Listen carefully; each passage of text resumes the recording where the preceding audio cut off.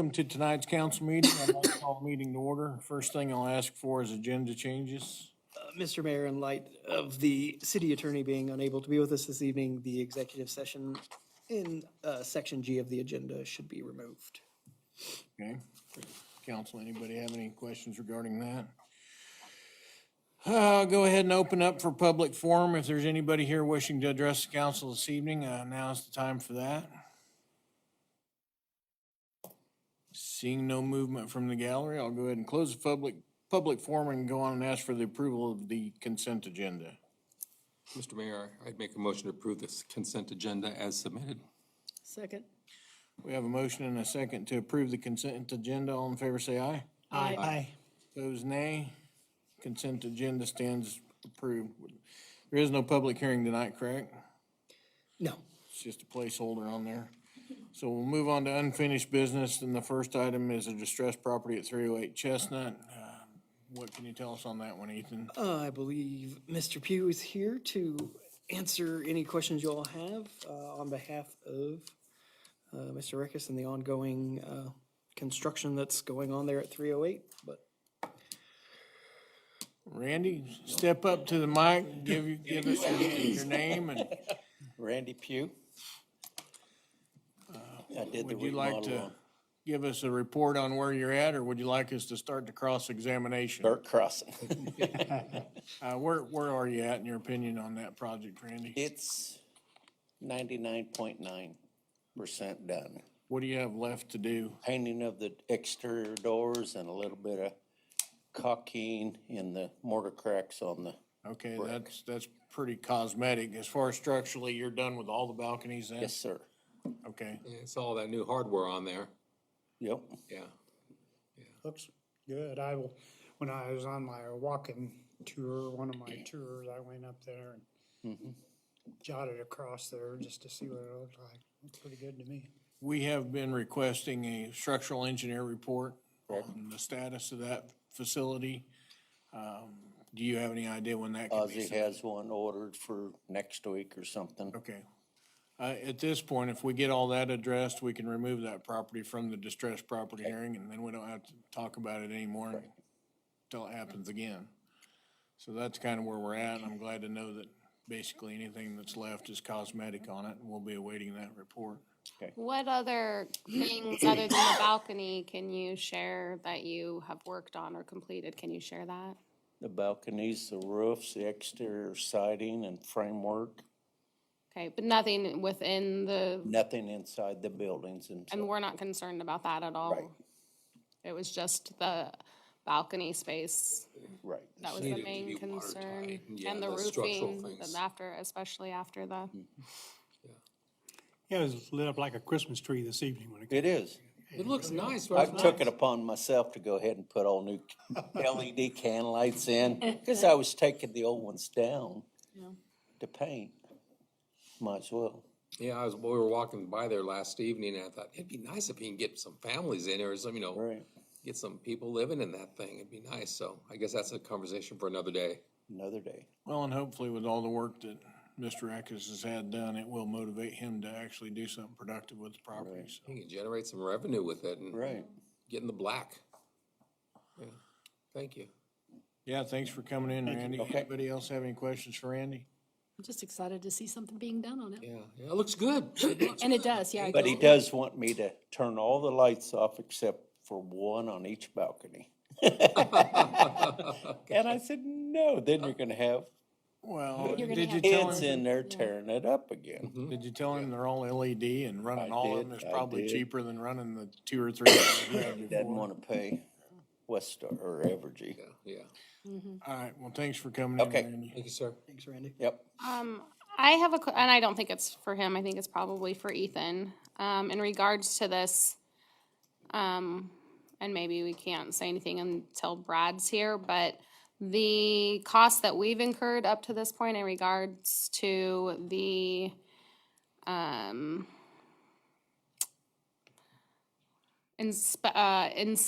Well, we had a inspections structural- and things like that, those costs that we've incurred, at what point are we concerned about getting those costs back? Right now, that, I mean, Would be minimal. In this case, like the city didn't actually engage the original structural engineer report. So a lot of the costs we have incurred would have been just due diligence on our side to even get it into a structural or into this distressed property hearing status. So we wouldn't normally seek, any sort of So you're recompense talking for like that. administrative, Yeah, like there's been efforts. some, like when we did 204 Main, where the city actually hired the structural engineer to come in and do that evaluation. In this case, the property owner hired it. And so that cost was already borne by them. So really, we only had administrative costs like the mailings that we have to do by law anyway. And so most of those we're not even allowed to seek reimbursement for. And like we can't seek reimbursement for any of the law services that we had to incur due to them dragging this out for years No. or anything like that. And then I guess my other question would be in regards to their structural engineers that do the inspection, is that from a list that we provide them, like they need to be approved by us, or where that can just be anybody, his brother Jimmy No, from it's gotta New be York or something? I mean, I'm just saying. It's got to be a Kansas licensed engineer. Yeah, fair question, no. yeah, and it happens to be an engineer that I do business with, so he's a great young kid. And then, we'll compare the post report. If it happens to be a differing engineer, we would go back to that original and say these were the 14 items listed in that original report and basically have those answered one by one of, yes, it's been taken care of or remediated. Okay. And then I guess my last question for right now would be, then once this gets taken off of a distressed property, it can still sit there till the end of time. Yep. Correct. Yeah, it's his investment. He doesn't want to do anything Till with it it. his gets property. distressed again, and then Yeah, we can yeah. start all over. Yeah. Any other questions on 308 Chestnut questions. Council? Okay. We want to continue that until we've got that engineering report, right? I would. Mr. Mayor, I'd make a motion to table this distressed property hearing at 308 Chestnut until we receive the engineer's report. Do you want to continue this to the second meeting next month?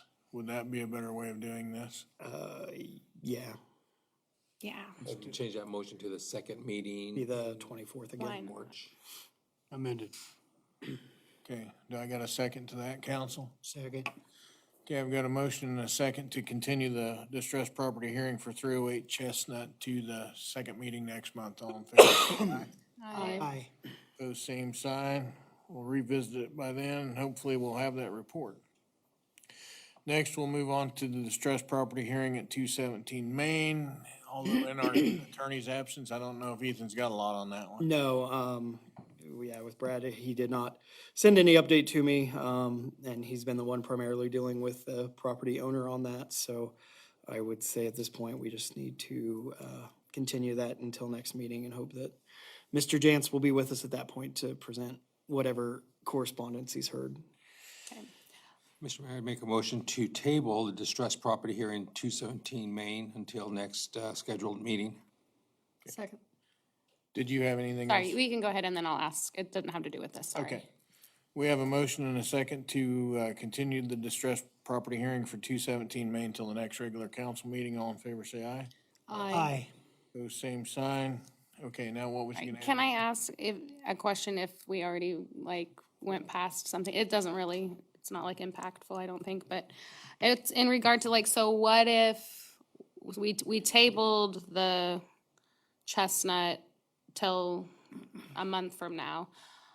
But what if we not do we put a time frame on how long, or we don't care how long until we get a structural engineer? Well, I think we need to be reasonable with that time frame. I just feel like sometimes we put a time frame on it, but there's really no implication. There's never been a big rush on their end to get anything done, I've ever felt like. And it feels like it's always really just been whatever, and we've always been super lenient. Obviously, we want the structure to be, taken care of.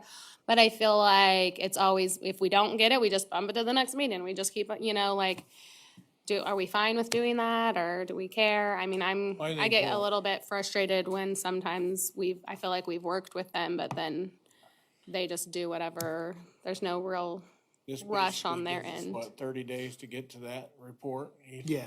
Yeah. So, I mean, technically, the structural safety of that building has been secured. We're being told. They haven't proven that. That's what this report's for. So I would say if we don't see this report at the next meeting, then we'll engage our attorney to whatever the next step is to make sure they get it to us. I agree with you, though. It is frustrating. But at the end of the day, he is a property owner and he does have certain rights as well, and we have to abide by all that. And he does have a vacant property now. Anyway, any other questions on Thank you. distressed property, council? All right, well, let's move on to new business then. And under new business, we have one item, and it's the presentation of our 2024 fiscal year audit from Knudsen Monroe, and we have representation here. Please give us your name, and we already know you're from Knudsen Monroe, so. Yes, I am. My name is Amy Elliott, and I am a partner with Knudsen Monroe and Company in Newton. Thank you for the opportunity to come and present your 2024 audit. Everybody should have received an electronic copy, and I brought and handed out the bound copies for you. The audit report is actually presented under the Kansas Municipal Audit and Accounting Guide, which is a regulatory basis of accounting approved by Kansas statute. So there are actually, in the audit report itself, it talks about an adverse and unmodified opinions. It is not in compliance with generally accepted accounting principles, but it is in compliance with the KMAG, or the Kansas Municipal Audit and Accounting Guide. So our opinion is a clean opinion under that KMAG basis, okay? Goes on for a couple of more pages on the audit report itself, kind of long and drawn out. It does also indicate that we did previously audit the prior year, so the December 31, 2023 audit, and our audit is also available on the state website, and that there are 2023 comparative numbers in some of the schedules. The statement itself is actually on page 4. The summary statement of receipts, expenditures, and unencumbered cash. It starts with beginning unencumbered cash balances for each of the applicable funds. At the end of last year, that was $5,476,573. This year, there was actually a prior year canceled encumbrance. So last year, under a lot of the projects that you had going on, we encumbered expenditures that had been approved by the council. As it was, some of those were actually encumbered to the depreciation and replacement reserve fund.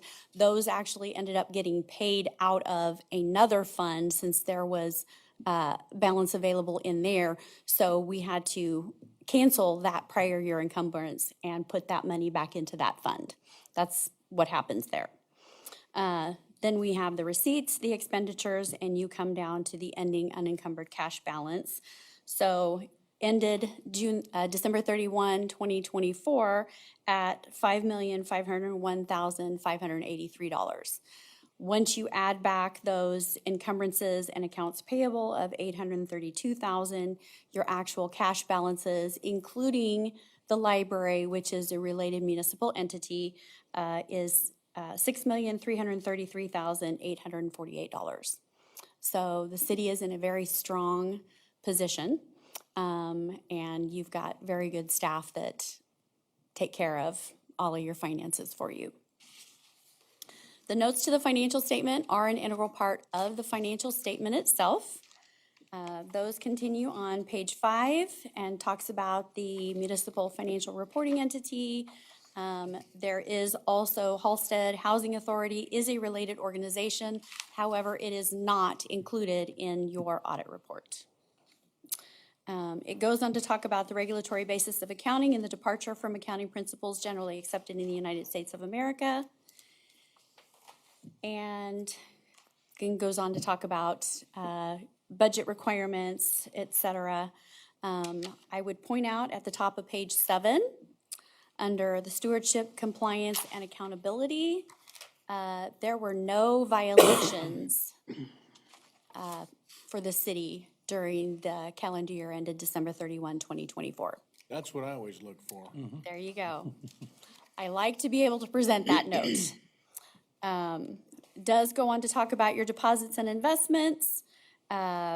At December 31, the carrying amount of the city's deposits, including the related municipal entity, which is the library, was that $6,333,822.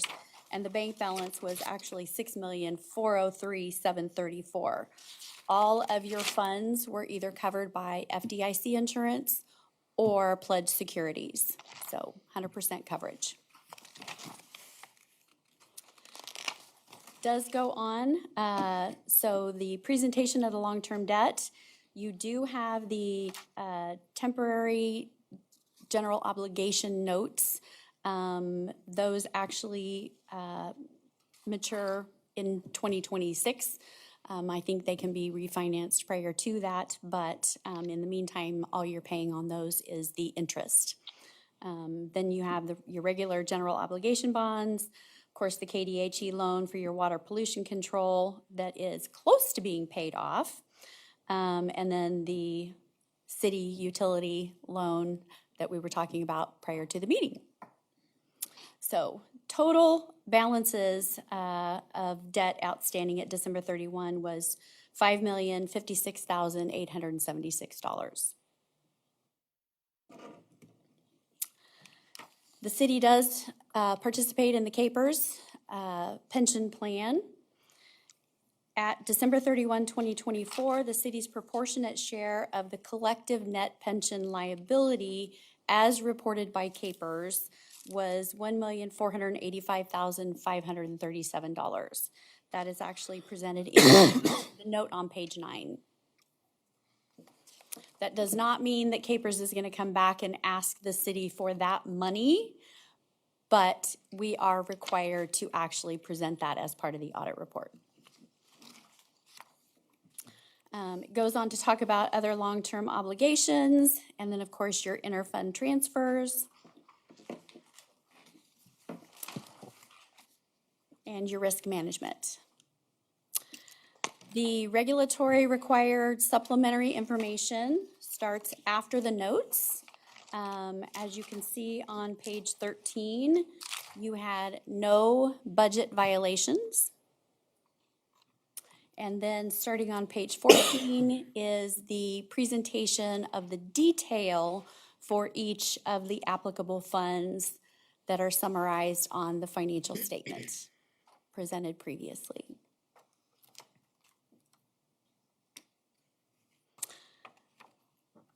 There's a lot of information in here. Luckily, you were able to get it at least electronically in advance. And so I would entertain any questions that anybody would have on the audit report itself. Council, anybody have any direct questions for Amy? No questions, but it is slow reading. I tried to follow, is. stay with it last night. It's tough stuff, unless you're in the business. When you're thumbing through it on a computer screen, it takes a while. I completely understand that. We do also have our communication letter that everybody should have a copy of. It is our required communication with the council. We didn't run into any significant issues in preparing and working on the audit this year. There were a couple of material adjustments, and that's typically only because of the fact that it relates to those encumbrances that don't actually flow through the city's books. They are items that the council has approved of They have not been expended cash-wise by the end of the year, but we are required to include those since they have been approved. If they've been approved out of a subsequent budget, they are not included in the current year's audit. So we had a reversing of the prior year encumbrance to the capital improvement reserve of $347,633, and the depreciation and replacement reserve of $81,280, and then recording current year encumbrances to the city equipment reserve of $173,723, and the capital improvement reserve of $190,000. So you have great staff to work with. They do a great job, and it is always a pleasure to actually get to work on this audit and come present it. Well, I'm not sure how many of these you and I have been through, Amy, but A number. yeah, it's been quite a few, and you guys always do a fantastic job of presenting. So once again, thank you for being here tonight to present this audit to us. So. Absolutely. Thank you for the opportunity. I'd like to second that. Thank you to Amy and the audit firm for being here. I'm super excited to get this closed out so early this year. Me too. So they're good to work with. So do we need to accept this, Ethan? Okay. Mr. Mayor, I'm making a motion to accept and approve the 2024 fiscal year audit as presented. Second. We have a motion and a couple of seconds to accept the 2024 audit from Knudsen Monroe. All in favor, say aye. Aye. Opposed, nay. It is accepted. Thank you again, Amy. Wonderful. We will get this filed with the state tomorrow. Thank you. Thank you. Okay, we have no executive session this evening, so we're moving on to the report section of the agenda. And we'll start with governing body comments, and boy, where am I gonna pick on first tonight? Let's go with Denise. I'm gonna pick on Of her course, first. as I'm texting my husband to tell him I'm at a council That might have had meeting. something to do with it. Well, I'm telling you what I did. Just as a reminder, the weather's starting to warm up again, and just remember that if you're out walking after dark and you're in all dark clothes, it really makes it difficult for drivers to see you, especially when you're walking with traffic instead of against traffic. So just a gentle reminder to walk on the appropriate side and to wear something so people can see you. Shauna. I want to take a moment and congratulate any of our students who have competed in a regional competition and who might be getting ready to prepare for a state competition. Good luck. Thank you for representing Halstead and our community in a bright light, and best of luck to our teams who are starting regional competitions, sub-state competitions, and finishing up their season. So they always make us very proud, and I just want to shout out to them. Absolutely. George? No, sir, I have nothing. Charlie? Sure.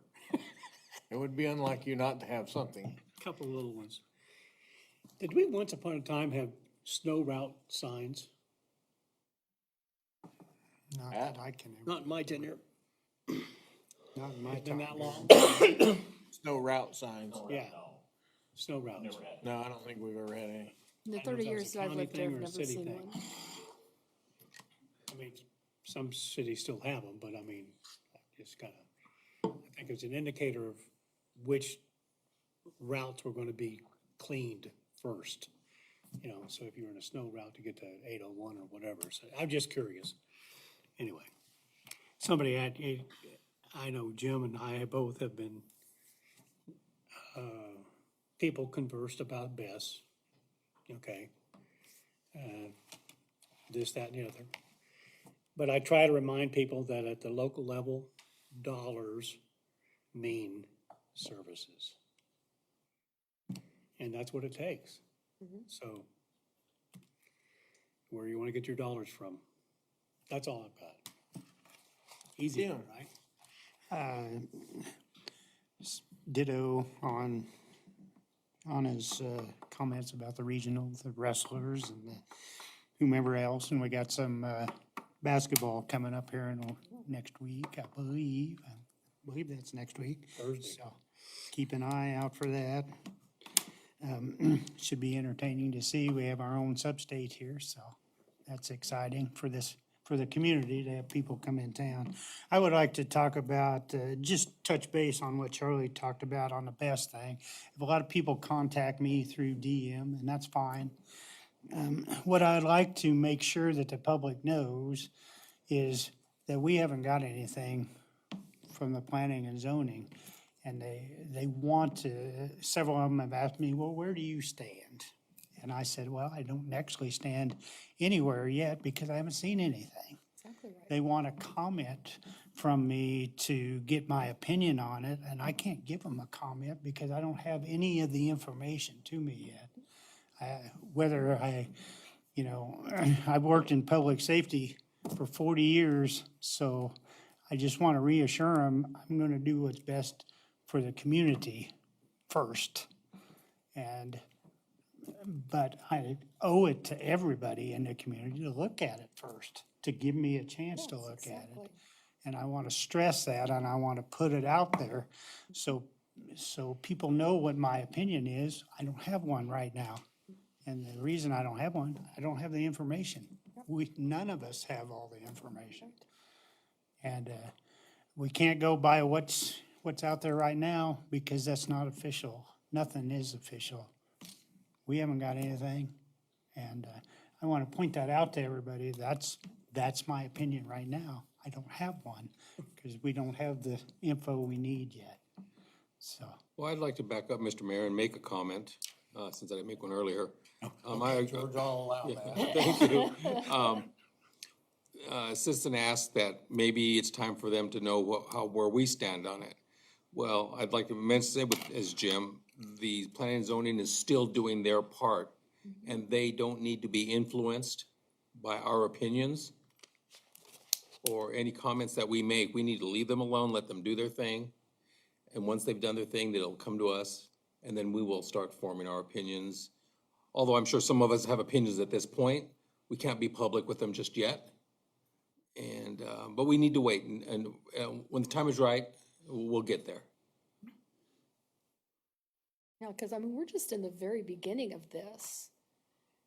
You know, it just, there's nothing that says it's a done deal, and I think that's the perception, and it's not.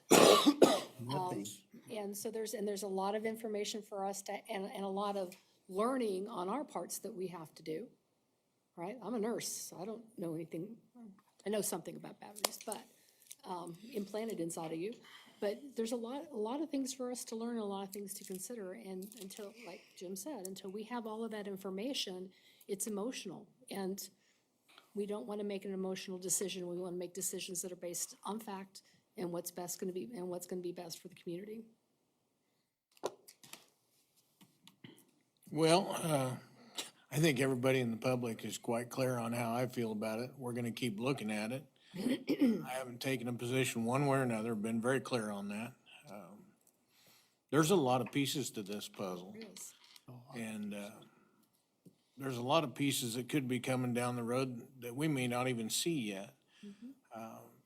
And people keep asking for answers.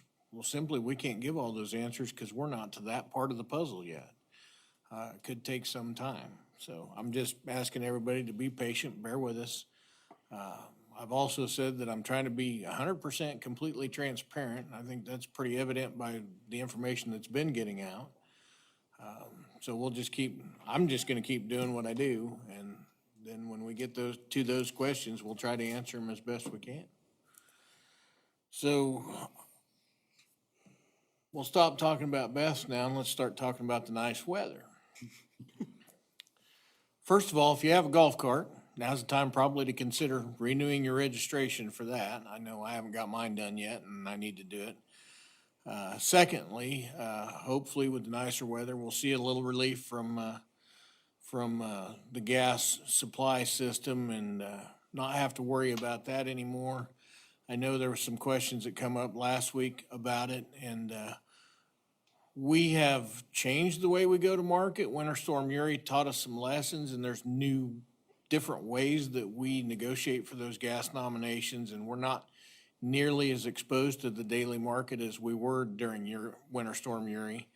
And we didn't see any major fluctuations with gas prices during the cold temperatures last week anyway. So I just want everybody to rest assured we didn't see any large spikes in prices, and your gas bill should be relatively normal. If it's not, you might see if there's a problem with your furnace or somebody left the door open in your house. So with that, I've got a couple proclamations to read this evening, and I'll start with the first one. And it is a severe weather awareness proclamation. In light of last year's derecho, which nobody knew what a derecho was until we were hit by one, now we know. And they cancel your. Severe Weather Awareness Week. Whereas Severe Weather Awareness Week is an annual opportunity to raise awareness about the importance of preparing for and understanding severe weather and flooding in Kansas, and to encourage all citizens to prepare their homes, businesses, and communities better for the upcoming storm and flood season.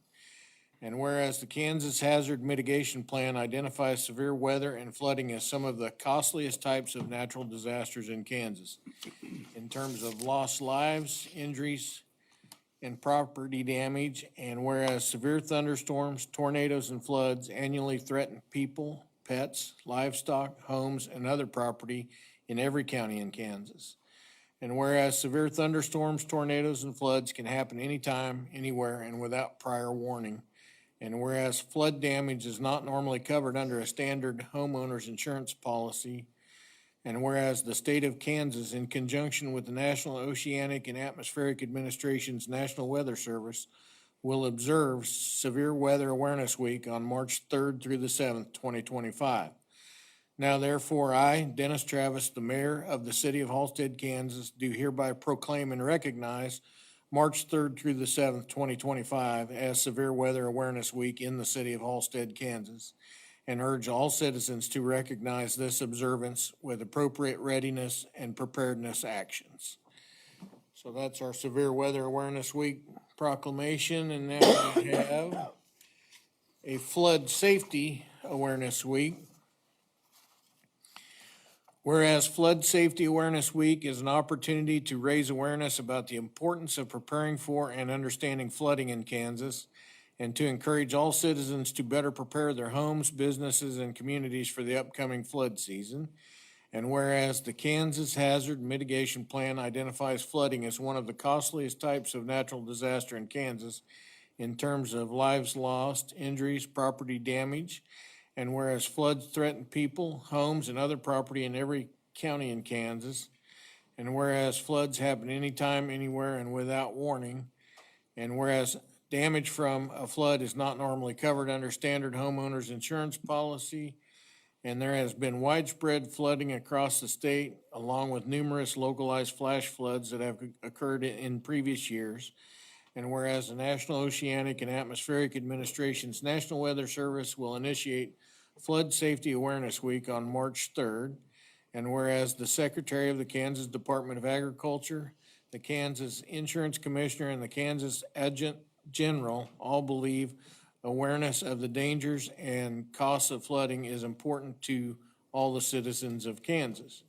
Now therefore, I, Dennis Travis, the mayor of the city of Halstead, Kansas, do hereby proclaim March 3rd through the 7th, 2025 as Flood Safety Awareness Week in the city of Halstead, Kansas, and urge all citizens to join this observation. Seems like we had a little redundancy there, so we got the message across twice, so it means it should be twice as good, right? Well, that concludes the governing body section tonight, so we'll move on to the city manager for his report. Thank you, Mr. Mayor. As noted, as far as an update on the BEST, the Planning Commission met again last Monday, and they have put some final requested amendments in, and we'll get those updated with the amendments that were requested on the website, so residents have the chance to review what the Planning Commission's worked on, and then also get those sent to legal. They are scheduled to meet on those again at their meeting in March. So we continue working on the regulations regarding potential special use permit process that would be utilized for a BES applying in the industrial park. And I want to, again, shout out Julie and her staff for all the work they did on the audit, getting it done this early in the year. It's a great help, makes us not worry as much with some of our continuing disclosure agreements on the bonds later in the summer. So just kudos to her for the hard work, and I know they were diligent in keeping all the records handy, answering questions as Amy and her team had them. So just great job to Julie and her staff, because they do the lion's share of that. Also want to recognize Pat and his crew for their work with the winter weather and the snow. They did a great job clearing it, and glad to see that Mother Nature is now helping on the other end. So, yeah, hopefully we're past any more major snowfall events. This has been kind of an interesting year, more than we're used to seeing. So, appreciate that. And that is really all I have this evening. I apologize. I'm still getting caught up myself after being out of the office. So I just want to thank all the department heads for keeping things running. Everyone, wash your hands. Don't get the flu. It's not fun. So, You kids spread it like wildfire. yep. Council, anybody have any questions for Ethan this evening regarding? I have one question. Okay. Did we have a work session scheduled for, Yes, March 12th. that's what I thought. I didn't have it in my calendar, so I wanted to make Julie, could sure you please send us all out a reminder email on that? Can. That's the work session you said? Yeah. What time do we set that for? 6:30? 6, I believe. 6? I'll look. It should be in my minutes, my draft minutes. Yeah, 6 o'clock, March 12th. For some reason, I didn't put it in my calendar. Speaking of times, just to what Ethan said, that there's gonna be a planning and zoning meeting next month. Just so everybody knows, that is not at 6:30 like normal. The planning commission asked to move that to 5:30. So it is an hour earlier than normal. What date is that again? Work Third session? Monday? No, It's the third Monday of The of 20, March. or the 17th. Yeah, there you go. St. Patrick's Day. Yeah. yeah. Oh. All right, if nobody else has any other questions, that does conclude our agenda this evening, and I would entertain a motion for adjournment. So moved. Second. Have a motion and a second for adjournment. All in favor, say aye. Aye. Aye. Those same sign, we are adjourned. Thank you, council.